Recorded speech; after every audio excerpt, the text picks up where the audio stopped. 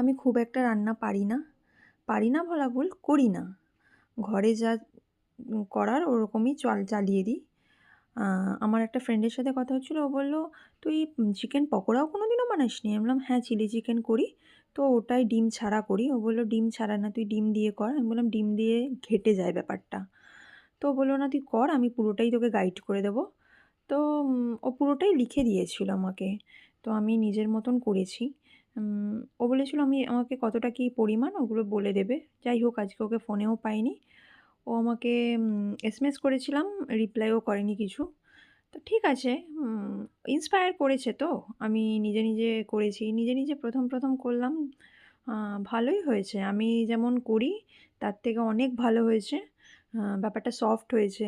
আমারগুলো শক্ত থাকে। অ্যাকচুয়ালি আমার বর কোনো কমপ্লেইন করে না। যা দিই তাই খায়। সেইজন্য হয়তো রান্নাটা করার কোনো ইচ্ছা নেই আমার, বা ইচ্ছা জাগবেও না কোনোদিনও।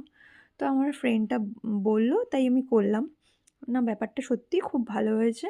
মানে পুরো সফট, ব্যাপারটা ভেতরে পুরো সফট হয়েছে। খুব ভালো হয়েছে।